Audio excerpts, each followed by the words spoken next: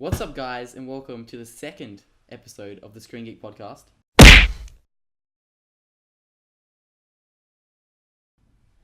With me is my friend Alan Pasalic. Pleased to meet you guys. How are we doing today? And I am your host, Michael Secretary, as always. Now, we have a big, fat, some have said even juicy show today. Oh, yeah. Oh, yeah, very juicy. With things such as we're going to talk about the Ghostbusters trailer. Did we love it? Did we hate it? You can probably guess what we thought about it.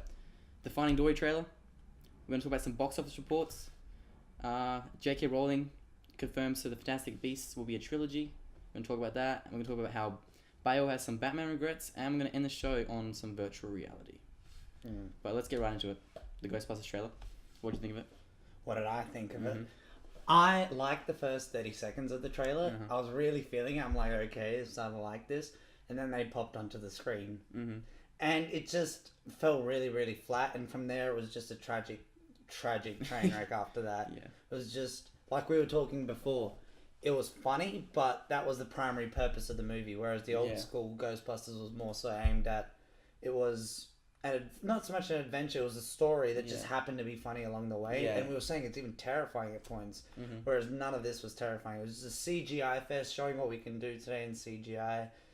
Using a little bit of the old school elements, but mixing in the wrong things and not keeping the right things, and talk about demeaning a black character at the same time as well.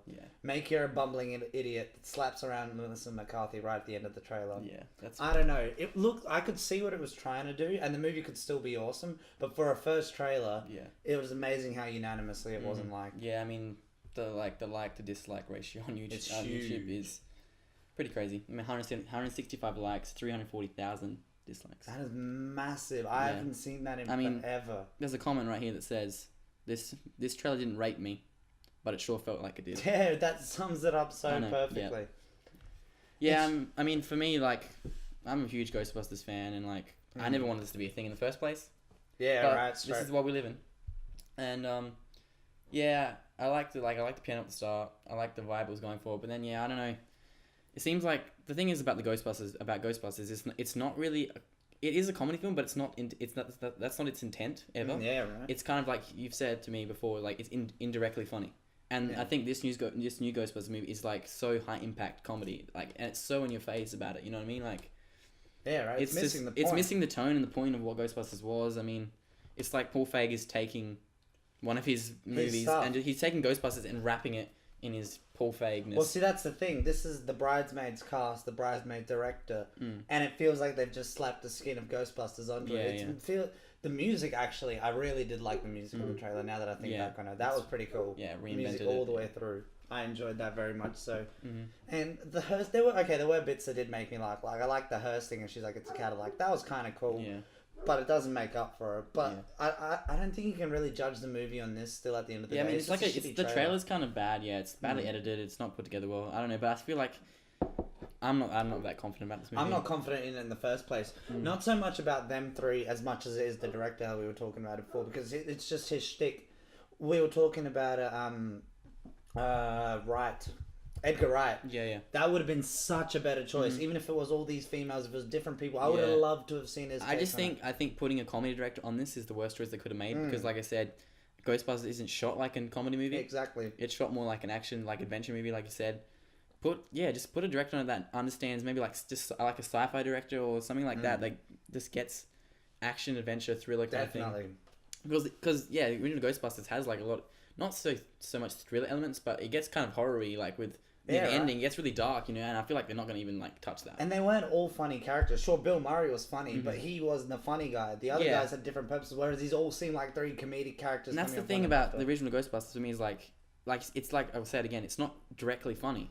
It's just you're watching these guys' lives, and they're just funny together. Exactly. And I know they're trying to do this with the same thing with this new movie with like Melissa McCarthy and what's the other Kristen Wiig, yeah, of course. McKinnon. And like because they obviously have a relationship and they've done SNL skits together and they can bounce off each other, but it just doesn't seem like that. It doesn't feel like that at all. It seems like it's for kids, which is not what the first one. Because I got terrified when I watched the first one as a kid. When that ghost screams at the screen, I couldn't handle that as a kid. The Marshmallow Man, that was funny, but it was still kind of scary. Yeah, I mean Dan Aykroyd gets a blowjob from a ghost. Yeah, you never see that in this movie. Not going forward, no. That's not a thing. I question how much they're going to be in this movie, and I also question this whole 30-year crap. At first I thought this was Ghostbusters an entire reboot. Now I hear it's a sequel. It just doesn't seem to work. Like, what has happened in all this time in the 30 years? Well, like, they should have just rebooted this. They're not clear if if it's in the same universe as the original Ghostbusters. Like, I'm so confused. Because I'm of the view that it's not in the same world. They're just using it, saying 30 years ago a great movie came out, and we're capitalizing on that now. Whereas you're looking at it more so like... Yeah, I mean, they show the firehouse. They got the Ecto-1. It's like... I mean, I guess it's just a remake, really, isn't it? Because everything about it, beat for beat, is pretty much the first movie. I mean, they're in the library. I mean, the first time I see a ghost is in the library. That's exactly like the first movie. But again, the vomiting, like, it's just... Well, it turns it into something that's just, like, slapstick almost. Like an Adam Sandler kind of thing. Yeah. Pixels. I don't remember what the podcast was that mentions it, but it's it's huge CGI monsters. It's missing the point. Those shots in the outside in the city, on the street, just look like pixels. And it had an amazing Spider-Man feel to it. Yeah, and the extent it looks awesome, but like it's just CGI for the sake of CGI. Yeah. That's not why the first one was so cool. It was tension building. Zulu and all that crap's coming towards us. They can't cross the screens. Now it's just we got to fight all these waves of monsters coming at us. Like Scooby-Doo 2, Monsters Unleashed. It's probably going to be exactly that carbon printed. Yeah, you mention it. Those ghosts and stuff look exactly like the Scooby-Doo monsters. Yeah, there we go. That's perfect. Monsters Unleashed, guys. If you haven't seen it, watch it. I can guarantee you Ghostbusters is going to be some sort of a skin of that with Paul Feig. They really are. Yeah, now more and more I think about it, it's like this is really like targeted at... Like, I think before I was thinking about like who is this movie targeted at? It's not targeted at Ghostbusters fans because they all fucking hate it. Exactly. But I think it is, it's targeted for a younger audience. I think that's what they're trying to do here. It's stupidly going for the kids knowing the adults are going to come along, but it doesn't work like that. Kind of the same way we have the Star Wars thing here on the table. Trying to say it's butchering something that was amazing and trying to market it towards kids and in the process ruining it for absolutely everyone. And if this movie does at all success, like at all, they're going to make another one. Like, exactly. That's happening. This is almost like the prequel trilogy. That's what it feels like in my heart. I hope they make another one, but they learn from the mistakes. And they get a different direction. Yeah, exactly.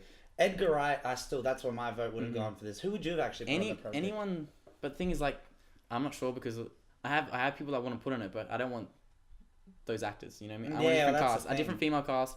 I think go full go more like serious with this. Make this a serious like reboot. Like bring it serious, ground it. Like don't make it. Try and make Ghostbusters believable and cool. Like make it awesome. Terrifying. You know what I mean? Make it awesome. I mean, you got to still have that kind of comedic element to it, and the kind of dumb element to it. Like you can't make them fully realistic ghosts, like like The Conjuring or some shit. Yeah. But like go a bit more serious with it. Yeah, dwell in that middle ground. Yeah. It can be a horror, but try dabble in that also comedy. Yeah. Like Evil Dead 2 sort of style. Maybe not that much scary. Yeah, but scary with the quirky kind of funny thing. That mid ground. That could be really cool. I'd watch that. Maybe, yeah. Something like that. But they can't capitalize of it like they can now. This is PG. Everyone's going to watch it. It's going to make a shitload of money. And they're going to just think the same thing needs to happen again. It's not going to be good. Yeah, I don't know. I'm pretty down on it. It's coming out on July 15th. It's pretty soon. It's coming around the corner. Coming up, yeah. How do you reckon it'll do in that window? That's around the time of these summer movies are coming out. I think it's going to get absolutely butchered. Depends the weekend it comes out. If it comes out relatively alone on that weekend, it could do well. But... yeah, I don't know. I just don't... Oh, man, I'm just so salty about this film. Like, I just wanted it to be good. I was like... I had faith in it. I was like... I'm okay with the cast because I was like... They all, like, do SNL stuff, so, like, together. And they've all worked together on many movies. They have that chemistry. But I just don't get any of that from this trailer. Like, I don't feel like they have any chemistry at all. It just feels stale. So I was looking at that weekend. La La Land is the only other thing that's announced. After it comes the Star Trek Beyond trailer. And that trailer, to be honest, looked a bit cheesy. I mean, I like it. It's cheesy, but... that's the only competition I can see in before it. Secret Life of Pets, the BFG, The Legend of Tarzan, which I actually thought looked pretty good by the trailer. So, I mean, it has room to play, but then Jason Bourne comes out on the 29th, and I think that's going to absolutely demolish it, if it even makes it that far. I think that's really like 15 it really days. Depends how good the movie is. If the movie is amazing, it'll just keep going, but I don't think it's going to be. Not based on that trailer. No, it'll be mediocre at best, I think. Which is a shame. And it'll probably still make its money back. It probably will get a sequel. I mean, it really feels to me like the Teenage Mutant Ninja Turtles Transformers thing to me. It's very much Teenage Mutant Ninja Turtles Transformers. Like that's what they've done to it. They made it very dumbed down. Made it just very like digestible to everyone that watches it. Like Transformers, like the way they made Transformers, like pretty much. Yeah, but that doesn't make it okay at the same time. Yeah, I'm not saying. I'm definitely not saying it's okay, but I'm saying that's what they've definitely done here. Like. Well, that's another one then. Yeah. But far out. Like, come on, seriously. I like Ghostbusters so much. Because the thing is that sucks now is like, I have a Ghostbusters sticker on my laptop.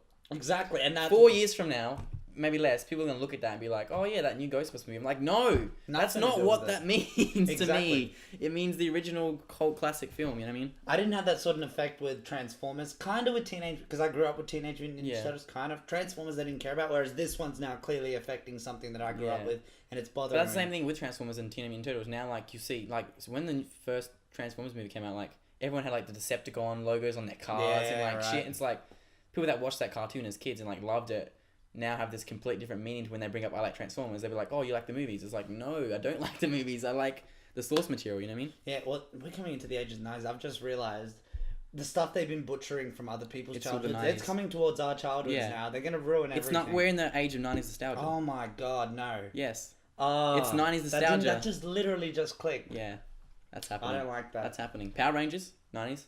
That might be good, but I like that short film. But they're not doing it like that, are they? No, it's Lionsgate. Yeah, see, that's gonna be. I don't know. We'll find out. Give us a trailer. Right. Yeah, just finished up on Ghostbusters. I guess like comparing it to Transformers and Teenage Mutant Ninja Turtles, it is. At the end of the day, Ghostbusters, the concept is dumb. It's a dumb concept. It's ghosts. You're sucking them into your proton packs. It's campy and dumb, but you can use that in a creative way, and they've used it in such a like really generic way, and just made it really they've just owned the dumbness of it. And I wish you can own the dumbness, but if you do something cool with it, but I just feel like they're not doing anything cool with it. So where are you ranking in this movie? Let's say out of 10, you're gonna go watch it immediately. Well, I'm gonna go watch it. But... Yeah, but like let's say 10 is you're lining up like we're doing for Batman and Superman, or is it like? I'll see it. Maybe opening weekend. Maybe. See, I'm not that it's hurt it that much. I might get around to it, maybe a week or so after, but like my time. I don't know. I'll see. I don't know. I'm gonna go see it. I really want to hear what the reviews are like because it's. I don't think it's fair to judge an entire movie based on a 3-minute trailer. So if I hear reviews come out and say, hey, it's actually good, I'll give it a go. Mm-hmm. But if they realise what my fears already are, I don't even think I'll give it a go, to tell you the truth. But I think I should, just because it's the all-female cast, and I don't want them to think that it's the all-female cast that ruined this movie. Yeah, that's another problem. Like, as soon as you say you don't like this, I hate the new Ghostbusters, it's like, why are you sexist? I'm like, no, I just don't like it. It's bad. Exactly. You know what I mean? And I hate that connotation it has to it now. It's like, if you hate on this cast, or it's like, I can hate on the cast, doesn't mean I'm sexist. It means that I don't like the choices. That's what the problem is. If this movie flops, they're not going to learn the right lessons. And if it succeeds, they're not going to learn the right lessons. It's a shame. It's the same thing with like Deadpool and like, R-rated. It's an R-rated comic book movie that's making lots of money. Yeah. Let's make on a low budget. So it's like let's make other comic movies on a low budget and hopefully we'll get the same rewards. It's like, no, it doesn't work like that. It's got to fit the property. Yeah, no, I completely agree. Mm-hmm. All right, well we just ripped on Ghostbusters enough. Oh yeah, that was great. But yeah, you guys can let us know what you think of the trailer. Absolutely. Let us know down below. Give us like an out of 10 where you're at, because I'm at about a 6. I'm gonna say. Yeah, I'm at like a 5 or 6. Yeah. It's the only thing that's holding me through is the original. Yeah, and the fact that Bill Murray is going to be in this movie. So that's the thing no one's even talking about is like Bill Murray, Dan Aykroyd, Sigourney Weaver. They're all going to be in this film. Yeah, but to what degree? It could be awful. It could be just a walk past. It could be, yeah. Bill Murray will be great. The reason Ghostbusters, like I've said this before, I said it a lot, but like the reason Ghostbusters is any good in the first place is because of Bill Murray. 100%. His character makes the whole film. You know what I mean? And like his Dan Aykroyd and like I can't remember. Harold Rami's. Yeah.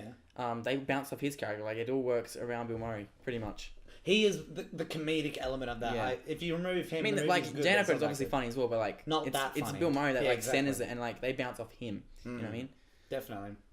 But we had another trailer that came out this week. Yes, the Finding Dory trailer came out. Much preferred that trailer. Much preferred that one. Yeah, I liked it a lot. I mean, this is the thing when if we want to compare comedy is like Finding Dory's comedy in trailer at least was clever and it's smart. And that's Disney's always good about that. Their comedy is always like fun and accessible to everyone, but it's also like it has that underlying like if you're an adult, you understand it more than you as a kid. Definitely. That's really but clever. The kid could still enjoy it. Yeah, of course. But the Ghostbusters trailer is like the writing just seems like it's just straight up high impact comedy.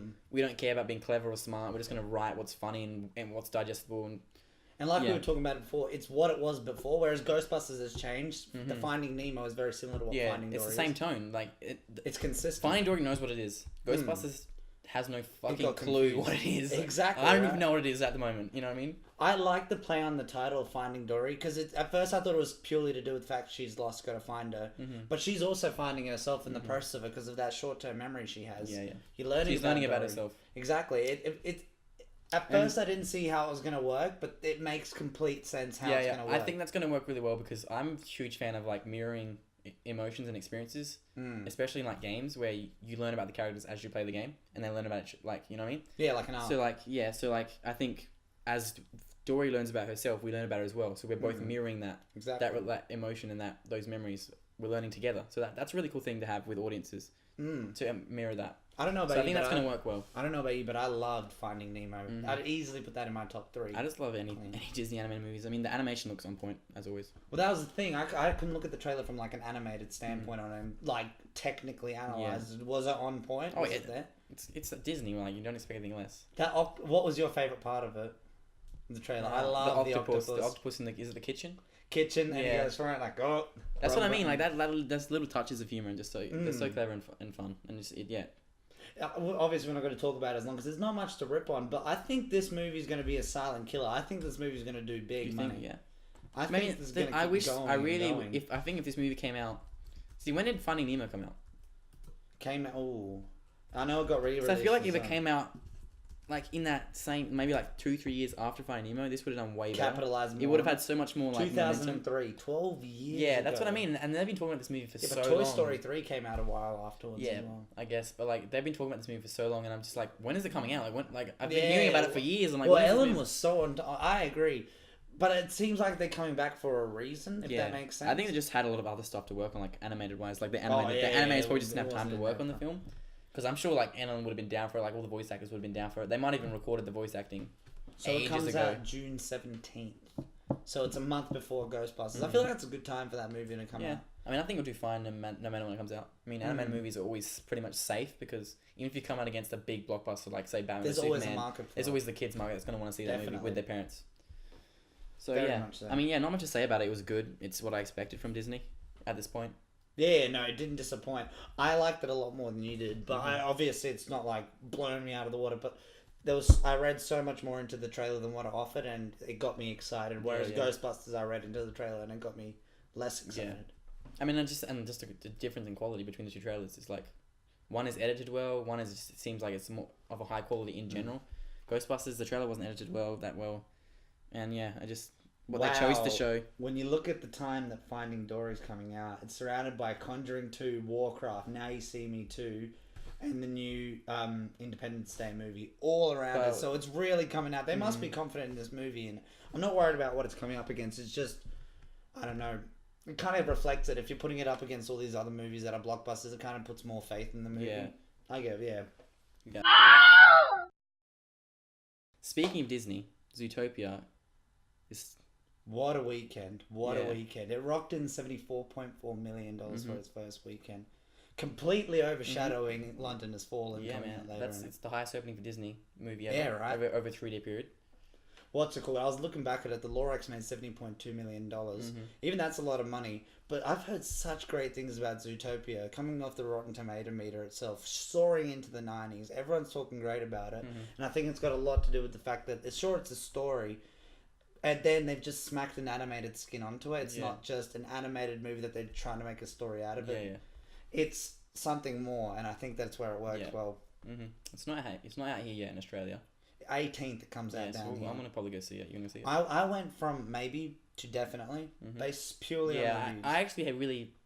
Well, I probably wouldn't have seen it if I didn't hear like great things about it. That sloth scene I found funny, but it didn't encourage me enough. Yeah, I mean, it's just something. It was one of the things I saw the trailer and I just kind of forgot about it. You mean, it's just like I was like another anime movie, okay. But if it's supposed to be so great, I mean, like I'll go see it. I'll go see it. Yeah.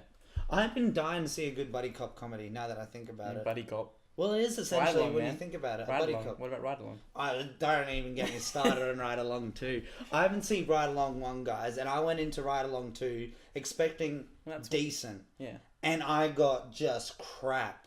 Absolute crap. So I've seen Ride Along 1, but I haven't seen Ride Along 2. I don't know. I thought Ride Along 1 was serviceable. Yeah. It does the job. Well, see... Kevin Hart is Kevin Hart. Ice Cube is Ice Cube. And that's it. Well, I'm completely sick of Kevin Hart at this point in time. He's completely saturated himself to the extent that I do not care anymore about Kevin Hart. Kind of like Melissa McCarthy, we were talking about it before. She's just in too much shit now. Yeah, and she's the same. She and both Kevin Hart are the same character and everything. It's like the only one it really works for is Seth Rogen. Speaking of Seth Rogen, he's got an animated movie coming out later this year, The Sausage Party.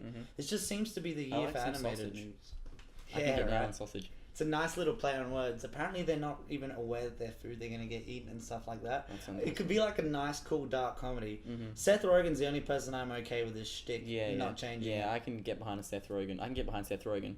But I can get behind a Seth Rogen animated comedy.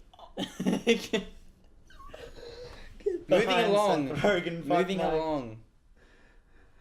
Deadpool continued its great run. Deadpool is absolutely killing it. $673 million on a $58 million budget. I was trying to find out what R-rated movies are beating it. The highest one that I was able to find is Matrix Reloaded at $742 million. So the question is Deadpool going to catch it? What do you reckon? Yes. Well, you mentioned it before we started recording, the $1 billion club. Is that open up for Deadpool?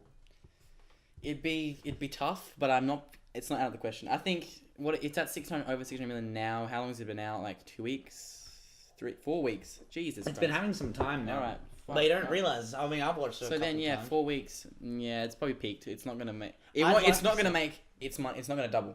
It's not gonna make another 600 million. So it can make maybe 200 million. That's the thing. I think it's got Matrix maybe, but everything is. This is just playing credits. Make 10 times its budget and then some. Yeah.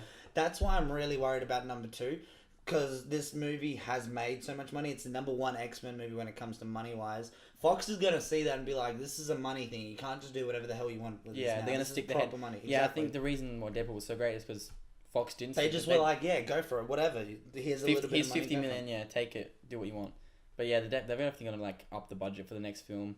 What does that mean? Like, exactly. I don't know. Could be good, could be really bad. Not really bad, could be. It's not. I don't think it would be bad. No matter what, but yeah, it might not be as good as the first one.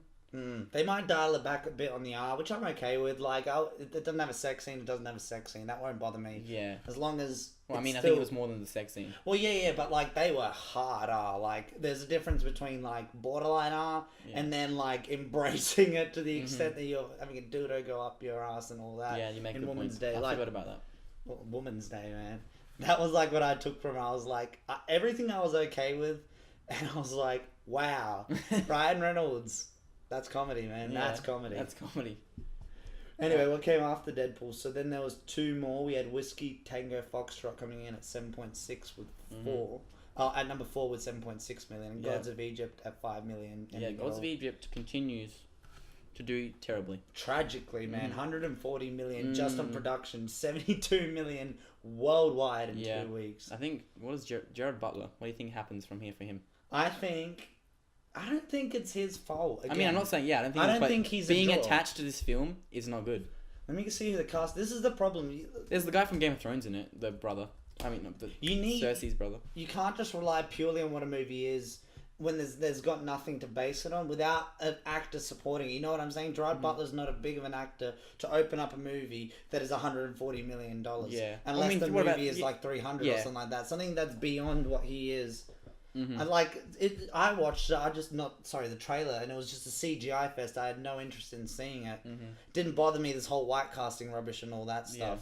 It's just, it wasn't entertaining. And I think if they had a more recognizable actor, they might have done just a smidge better. Yeah, maybe. Yeah, I don't know. I think people don't care about Egypt right now. I think that was a big thing. Not anymore. Ridley Scott's movie last year that came out. That didn't do well either. Yeah, what was that one with Christian Bale? I can't remember. But that did poorly as well. Exodus, or like, was it? Exodus, that's right. That did poorly as well. Gods and Kings. Some shit like that. That did not, I just think people don't want that right now. I think people want more futuristic sci-fi stuff, like comic book stuff. It's time coming into pretty it much, now, definitely. Yeah. It's just, I don't know. It wasn't the right movie. I don't know. It's just, it didn't have the traction. I didn't hear anything about it until 3 weeks out. Yeah. And for a $140 million movie, that's a problem. That's a big problem. And you just drop it out of nowhere, and of course it's going to bomb hard, and it's reflected completely by that terrible, terrible, terrible number. Yeah. Terrible. I mean, so don't make CGI fests. Don't make movies based on CG. Yeah, exactly. Like, that's all it is. We'll be talking about it later, guys, but Blade Runner, that did alright, but I haven't seen Gods of Egypt, so I can't criticize it. That had world building, that had character, that had absolutely everything. I feel like that Gods of Egypt fell short in that simply based on reviews. Yeah. I feel, you could make it work if you do it right, but it clearly didn't do it right. And Whiskey Tango Foxtrot, $7.6 million, $35 million budget.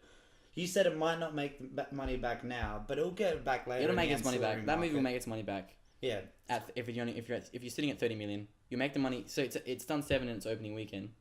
It'll make a little bit more, maybe hit 10, possibly 15. I don't know, probably not. But then you got the Blu-ray sales, the rental, all that stuff. It'll make its money back in the long run.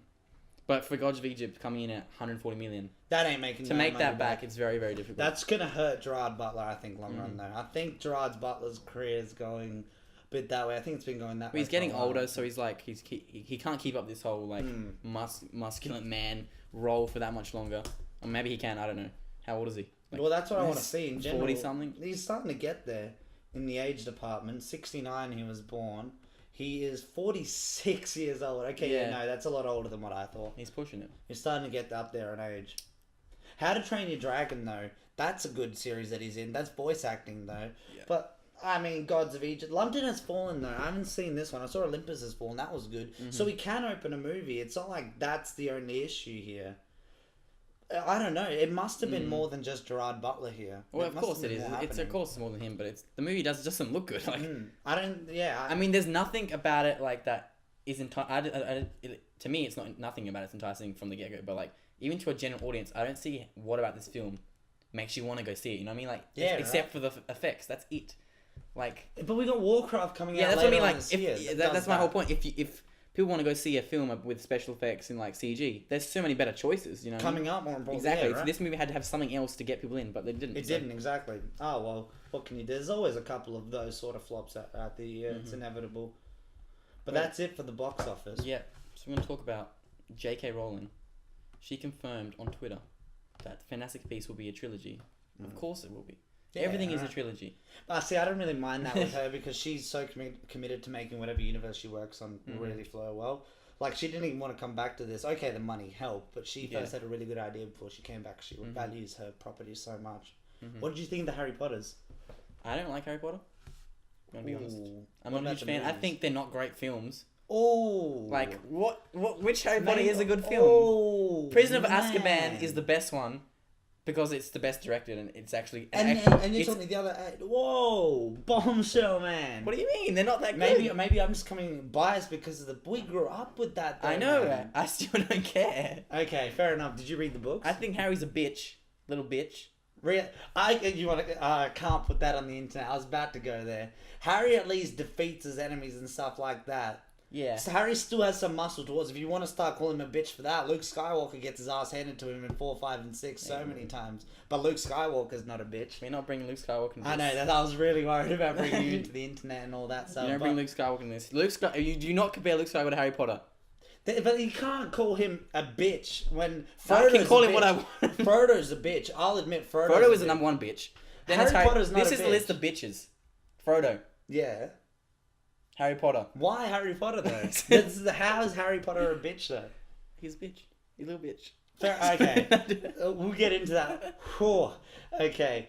But I really like the Harry Potters. Fair enough. I'm really excited for these ones that are also coming out. I will admit it seems like a bit of a cash grab, but she is so firmly... This is the J.K. Rowling universe. This is her universe. She's not going to let her go to shit. Yeah. Well, so if she has to... This is just kind of like this... When I first saw that they were making, like, when I've heard about the trilogy even more, but, like, nothing goes away. Nothing that makes money or nothing that is successful will ever go away. It's going to keep, like, if you think Star Wars is going to end with Episode 9, you're fucking crazy, because they're going to keep rolling out movies. They're doubling, I'll bet you anything. Marvel's going to keep making movies as long as they can. They're going to kill that genre. They're going to milk These things are not going to go away. Just like Harry Potter is not coming back as Harry Potter, but... That universe is coming back. Well, she said there wasn't going to be any more books, and now she's doing another book, The Cursed Child. That was a play, so it's not technically... Yeah, it's not a book. It's technically just a play adapted. But it's a bunch of crap. I don't mind that these movies are coming out, but just call it what they are. There's more movies as spin-offs. Don't act like... And, like, what if it's, like, terrible and it just turns out, like... Because it's a prequel. No, I think What if that's it turns impossible. out like Star Wars? I really think it's impossible because the director directed the last 4, maybe just 3, but the last 4 movies, so he's well engraved into it. Mm-hmm. J.K. Rowling, this is her shit. She is basically the producer of all this stuff that's going on. She's not gonna let her stuff. Yeah, no, I definitely think it'll be good. It'll be good no matter what. But I just cannot believe you dropped that bombshell on me that Harry's a bitch. You're gonna have to justify that later because there's no way. I don't need to justify anything. How is he a bitch? Seriously. Neville was a bitch until the last one, sure, but Harry a bitch? Really? He fights Voldemort so many times. He can't even talk to girls. I'm sorry, but he fucking kills the Dark Lord and shit. It doesn't matter, alright? Because he has to. But he hesitates. He ain't all like, he's not like, I'm gonna take the Dark Lord on right now. He's like, I gotta be a little bitch about it and like complain and take 7 fucking movies. At 12 years old, I'm too scared to kill the Dark Lord. Oh, fucking hell. Do what's gotta be done. That's what I'm saying. Do what has gotta be done. And Harry did not do it until like 10 years later. We'll tell that to Luke. He killed your parents, Harry. Voldemort slaughtered your parents. You're just gonna sit there. Wizard, Harry. You're a fucking bitch, Harry. All right, let's go. Let's move along. Bitch. I don't even mind that I called Luke a bitch on the internet compared to Harry. Anyway, speaking of someone that is not a bitch, Christian Bale. He has a couple of regrets about his Batman performance. You know, because we have Batman vs Superman coming out. A lot of reflecting he's probably doing on his performance. He said, "I didn't quite manage what I hoped I would throughout the trilogy. Chris Nolan did, but my own sense of self is like, I didn't quite nail it. He turned up and I went, he's so much more interesting than me and what I'm doing."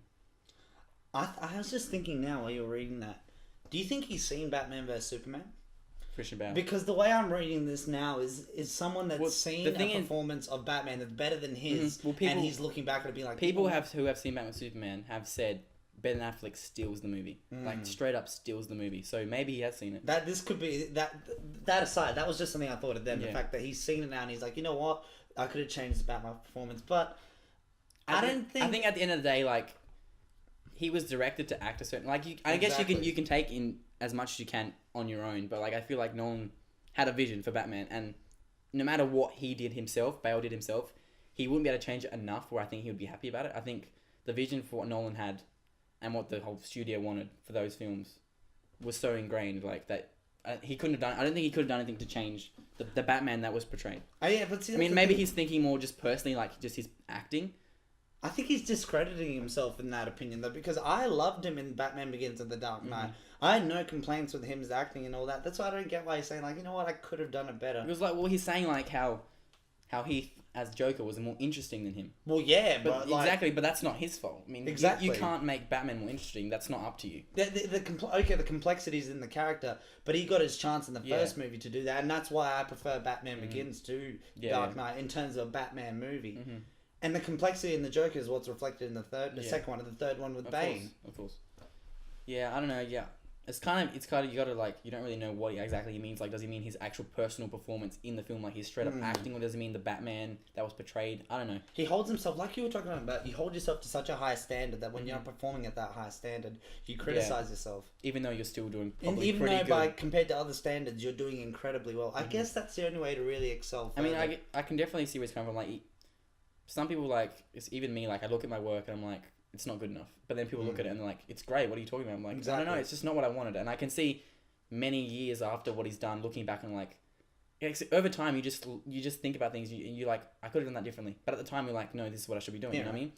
You grow and develop as an actor and a time changes everything, and I think he's probably just looking back on it now like, I probably could have done this differently, I could have done that differently, but... That's why I think he's seen the movie, because he's seen what Ben Affleck has given. He's like, you know what? There's things in there that could have worked with my Batman, and I wish I utilised them first. But you can't know that at the time. So let's take a stab here. We'll also ask you guys, do you think Affleck's Batman will be better? And do you think Affleck's Bruce Wayne will be better? I think they'll both be better, simply because I think I'm gonna like just Batman in general, like their vision for this Batman more. I was not a big fan of Nolan's Batman, like straight up Batman.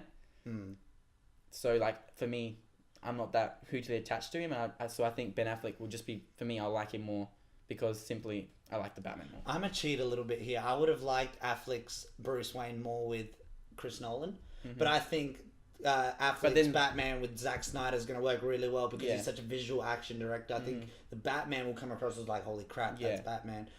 But Ben Affleck, I think he'll do good, and it'll probably be the best one. But sitting the whole time thinking, "Holy crap! If Nolan did this would Yeah, well, have been I think such a complex character." the weakness in Nolan's films are definitely the fight scenes. I think they are a bit weak. Yeah. Especially in The Dark Knight Rises, like Batman fighting in broad daylight. You just see how slow he is, and you're like, what?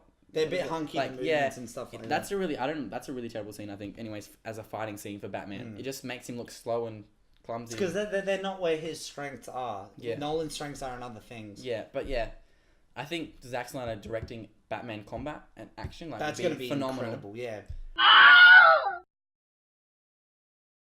Virtual reality is dropping very soon. This month, we have the first virtual reality headsets coming out. We got the Oculus and the HTC Vive, and also the Samsung Gear. So virtual reality is a thing that exists, and it's going to be in people's hands this month. You know what I mean? Like, we're going to put headsets on. We're going to be in a virtual world. Yeah, right. As of Friday, we should actually get that on video at some point. You using the VR, seeing how you like it and stuff like that. Where's your stance on VR? I think it's amazing. Like, every time I use it, I'm more blown away by it. I've only used it for games, but like, I think VR's going to excel beyond games. Like, I think gaming is where it's going to start, obviously, because the people that care about games are going to spend the money to buy like $1,000 Oculus and $1,000 HTC Vive. But once it comes down in price, once the 2nd gen, 3rd gen start coming out, we drop them to like 500. Then people are going to have them in the house. Like, the Samsung Gear VR is launching with the S7. So if you pre-order the S7, you get it for free. That's great. A lot of people that probably have never used VR before are probably going to get this just because they're getting the S7. I think that's a great move on Samsung's part. Nice way to introduce get into people's hands, get VR thing, and then sell them the next version. You know what I mean? This is what I agree with you when you were saying the applications of what this implicates, the introduction of this VR. Because right now it's in video games, but there's so much you can do with it. So you're looking at it from a gaming standpoint, me studying medical science and all that. You could do simulations in so many things, operations, simulations for space and stuff like that. We were talking about before, it could get into a point where the virtual world overtakes the real world because people get too invested. That's what people are scared of, obviously. Because that's obviously down the track. Let's get into philosophical levels and stuff like that. But this VR that we're at that point, it's kind of funny that we spent so long telling people to step away from the TV when they're watching it, not to damage their vision. And now we have it right there. Yeah. I'm yet to try VR. So for people like myself that haven't tried VR, what's VR like? Well, you put the headset on. And it's really hard to I say this. How does it work? That's a better way. How does VR work? I'll just start with this first. Like, I say this to everyone. You can't understand VR until you try it. Like, it's impossible to explain because you're literally putting on a headset and everything you see, like, it's like you're looking in front of you and it's not the real world. You know what I mean? Like, but you haven't. Like, when you're playing a video game or watching a movie, yeah, that's a different world. But you can see your boundaries. When you put a VR headset on, you have no boundaries. It's just the world that you're seeing, you know what I mean? And it's crazy. It's crazy. You have to try it. And I think that's the thing with VR. People aren't going to believe it. They're going to think it's a gimmick until they try it. You know what I mean? And that's the big problem, because how can you try VR without buying it? I guess you can put it in stores and like have it like kiosks, but then that's kind of weird. This is just the first wave. This is the introduction of the thought. 10, 20 years back looking at this, it's going to advance something incredible. But like, you had to open that door, and they've really put in some insane effort with that. I think it's going to be a while before I even get a chance to try any stuff like that. I'm really excited to try and get the PlayStation one and try that out and stuff like that. I think PlayStation VR has the best chance of success, just simply because there's 30 million plus PS4s out there. It's going to be it has to be the cheapest one. I mean, they can't. How can it run on the PlayStation? Can the PlayStation support it? It has to support it, but I mean, this is the problem. I mean, I think I say the PlayStation VR is going to be the most successful, simply because it has the biggest install. PC has a big install base, but not everyone's going to want it. Yeah, PlayStation VR is cheap. It's going to be cheaper. We have no price yet, but it has to be cheaper. I mean, they can't sell $1,000 headset. Why would I pay that when I can get a console for less? Exactly. But then the problem is the PS4 is underpowered. I mean, to run an Oculus on PC, you need a $1,500 PC, something around that ballpark. PS4 is $300-$400. I mean, it can't run that. It can't. I mean, it can't run. See, that's why I'm saying once again, like, I think PSVR will be the most successful, but in the short run. But in the long run, I mean, these experiences that people want, these big experiences like playing games like The Witcher and Call of Duty, these like beautiful worlds, you're not going to get them on PlayStation because it won't be able to process them. It doesn't have enough processing power to run those games. You're going to get very small indie games, smaller scale that's stuff, the while thing. the Oculus and on PC you're getting these big experiences. But how could they make up for that? Could they get something that's like outside of the box, like you connect Well, something up? the PlayStation VR comes with an external processing But even unit. that's not enough. But that's not technically to add power to the console. That's just to process the interface. Yeah, kind of thing. I'm not actually 100% sure how it too. works, but yeah. That so even the PS4 needs an external box to come with it just to run it, while you plug straight Oculus. I think this is going to have so many bugs. Plus, when you start introducing online, but like we said, this is opening up the gate to these things starting. 5 years from now, this is going to progress something awful. Yeah, I think this is literally like, it's being treated as like a proper marketing product being taken to market. But for me, it's still a demo. Like, we're selling these. We're finally actually selling them. But still, to me, it's like, this shit isn't like done yet. This is not done yet. It needs to be more refined. I think still people that I know are still getting sick by using them. So that's a big problem. Once you introduce thousands, millions of people to VR, how many are going to get sick? How many are not going to get sick? What if 50% of people get sick during VR? What happens then? You know what I mean? You have 50% of your market gone pretty much because they can't use your product. And this is you kind of addressed it before, but the problem we're going to get into is people are already blurring the lines between reality and not reality. You said yourself, you spent $100 in GTA Online. It's not real money. But when you're already consumed in something like that, and it's going to get all the more feeling, they might even get to a point where you can even feel the wind and stuff like that. Yeah.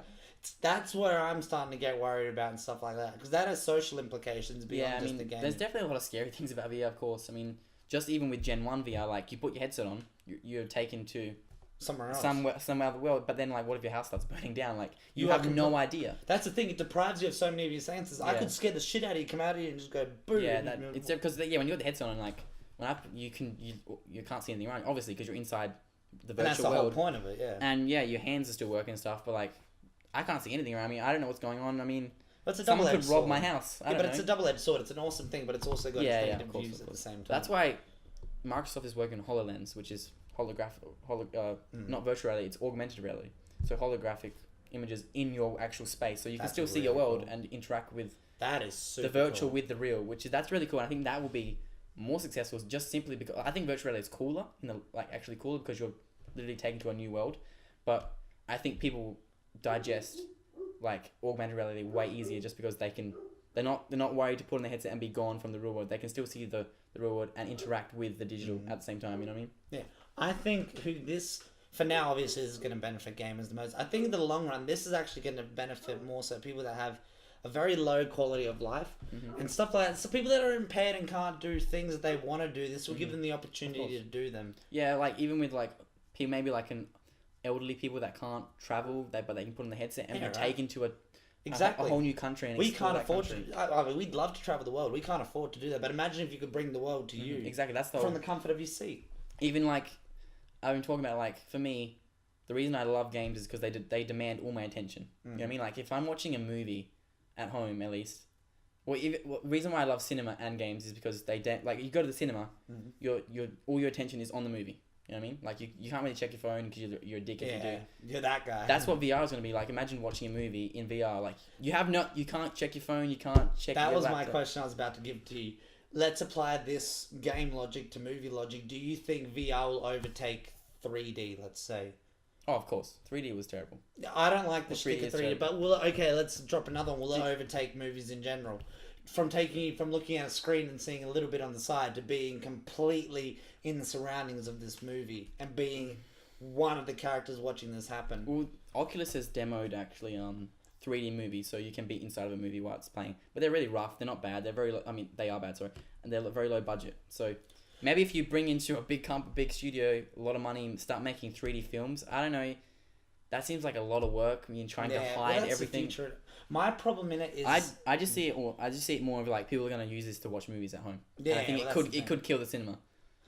I think to a certain extent. I think it'll impair it. But the cinema is also about community. Like I don't know about you, but when I watch comedy at home, I don't necessarily laugh. I enjoy it. I'm funny. Whereas when at the cinema, other people laugh. It gets me laughing. Cinema's so much. Yeah, more but than just I don't go to the movie. cinema. See, that's different for me because I go to the cinema. I don't really care about the community factor. I go to the cinema because I know how the director intended the movie to be watched most times in the cinema, and it's okay, just the best place to watch a movie. Couldn't give two shits about everyone else in the cinema. So if I could watch the movie by myself in a cinema, so you're pro VR in that aspect. See, I think it removes some of the yeah. Well, I mean, I would still be pro. Like, I'd rather go to the cinema than watch movie in VR because I know it's still not a big screen. It's not a big screen. It's not. I'll never have the sound system of a cinema in my home. Even with VR, the sound will still be weaker.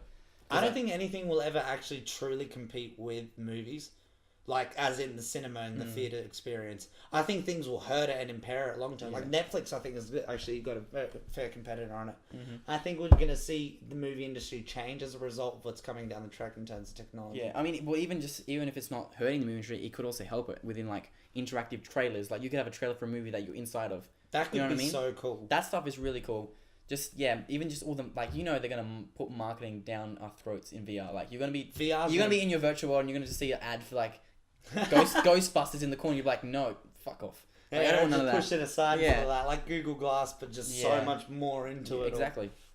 I don't know. It's a crazy thing to think about, and the fact that it's here, like, for me, being like so involved in VR and like gaming, I've been like watching VR grow for the last like 3 years, and like the fact that it's finally here, being sold like mass market, it's crazy because I could get my hands on a VR headset like 2 years ago. Like Oculus was giving out dev kits. You could buy. You're only supposed to be a developer to get them, but they'll sell them to anyone that wanted them. But so yeah, VR headsets were being sold like years ago, but it's mass market now. The final products are here. I'm more excited to see how the mass market reacts, how they react to it. Like the people that have not been following it at all and really do nothing about VR are going to react to VR. You know what I mean? That's what I'm so interested in. See if they like it, if they hate it. That's going to be the do or die. The hardcore gamers are going to get this thing no matter what. But the do or die is going to be those commoners, the 70% people that don't know anything about this so far. I think the Facebook one, Oculus, will do really well when it drops down in price. Here's the thing, like, why do you think Facebook bought Oculus? They don't give a shit about gaming. No, they want it to integrate with Facebook. Yeah, exactly. They want you to be one day in a virtual Facebook, walking around talking to your maybe Facebook not friends. Even just that would be in itself. That's actually a really good idea.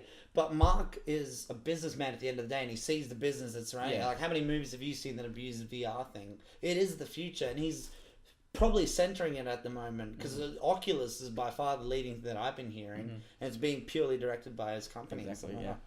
Yeah. I don't know. We'll see. I mean, the like Oculus and HTC Vive. See, we haven't talked about HTC Vive. That's pretty much they're partnering with Steam, HTC. Wow. To get that one off the ground, and that is apparently the best one. But it's a bit more expensive, and it comes with like controllers in your hands where you can have your hands move in the virtual world. Do you think that will hurt it? The fact that these things are not only pricey, but their requirements run them. Of course.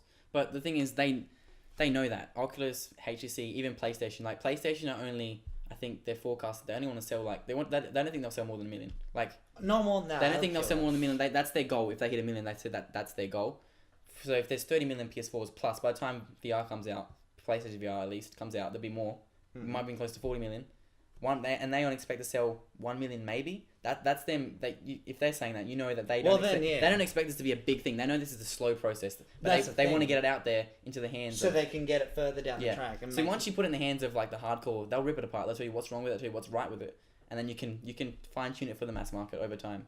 I'm excited for it. But I don't know, like that being said, no one expected the PS4 to sell this well. You know what I mean? The people underestimated that. They were like, people don't care about console gaming anymore. People were like, for mobile gaming. Yeah, but to be fair, the Xbox did die pretty hard, like the sale wise. So that did help. That's the thing. Like, the Xbox is still selling, better than Xbox 360. You know, PS4 is destroying Xbox, but Xbox is still selling really well compared to the last generation. You know what I mean? Yeah. So, still early days though, but I couldn't. But the fact that people thought the consoles wouldn't sell well because mobile gaming was on the rise, maybe VR will be like this thing where people just gravitate towards, like, they're only expecting 1 million sales. What if they get 5 million? What if they get 10 million? I think gaming is the new market. I think the comic book market, for example, is dying and the gaming is taking over. Gaming has got such an interest in it because people are understanding the capabilities of it. It's not just simple fun stuff to play and crap like that. There's so much that goes into it. So many people working on it. Yeah, and it's just all the fact games are way more artistic now. I mean, we've got games like The Last of Us, you know, even like Tomb Raider. Like, they're telling great stories. The production values are through the roof. Exactly, right? The effort's being put into them. It's just not just a game to be and people are playing games. People are playing games more than ever. And the crazy thing is, the average age of a gamer is 35. Wow. Yeah. I did not call that. That's the crazy thing. Because, I mean, that's the thing. 35 is about when, if you go back 35 years, that works out perfectly for the Super Nintendo. You know what I mean? That the people that grew up with a Super Nintendo, with an original Nintendo, are now 35 years old can spend all their money they've made in their career exactly on it works, games. It works with them, yeah. No, and that's why games are only going to go on up, because the people that don't play games are the people that didn't grow up with them. Everyone that's pretty much grown up with games plays games in some form, if it be mobile gaming, console gaming, whatever. People like games. That's the point I've learned, if anything, that people like games, no matter what they are. They like interacting and having a challenge and stuff like that. Like, I even see 50-year-old guys on the bus, like, playing Texas Hold'em or playing Candy Crush. Yeah, it's like, right. no matter who you are, no matter who you are, you want to be entertained. You want to play a game. And as the time goes on, as our generations go on and we get older, and then people before us get older, they're growing up with games. They're growing up with more sophisticated games. That's the thing. The whole perception of what a video game is no longer a waste of time, ruining your brain and all this shit. It's actually making you think when you play it. Yeah. It's interacting with you. It's not just a sit back, lay back. Like, I don't remember that game that you were showing me, but where you have to do puzzles and you The Witness. The Witness. That's the thing. That's why I love people say, like, when you're playing games, it's a waste of time. You like, but then, like, they'll go and watch movies and TV. I'm like, TV and movies are like, I love movies and I love TV, but like, it's a passive experience. You're not interacting. You're not thinking. You're shutting your mind off. You're letting them tell you what it is. Yeah. With a video game, I have to, like, use my brain and, like, actually think about how I'm going to solve these problems. You know what I mean? That's why I think this market will thrive longer than movies will. I think movies are up for a change the next 20 years. Something's going to change in them. But I think games are on the rise because of what you were saying of the interaction aspect. It could be introduced into movies, but I did not see how it would work. Because everyone's got a different opinion. I might want to walk into that door. You might want to walk into that door. They might want to walk into another door. Yeah, exactly. I don't know. I'm just interested to see how VR... I think when VR hits its stride, artificial intelligence is also going to be a thing. So how is that? How are they going to integrate? Are we going to integrate AI with VR? Like, it's so... I don't know. I just want to skip 10 years in the future and see where we're at with all this stuff. Because the thing is, shit's getting crazy. Very much but so. I think they will call that a show. Yeah, right. That's the second show, guys. Second show. Far out. Let us know what you thought about the show, guys. We tried flipping it up a little bit from last time, mixing it up a bit, trying to bring more of ourselves into it. We're very happy with it, as always. Let us know what you think down below. Cheers, Mike, though. Good first, second show. Just Red Bull. No, can't give them endorsements. All right. By all means, drink some Red Bull. All right, guys. See you later.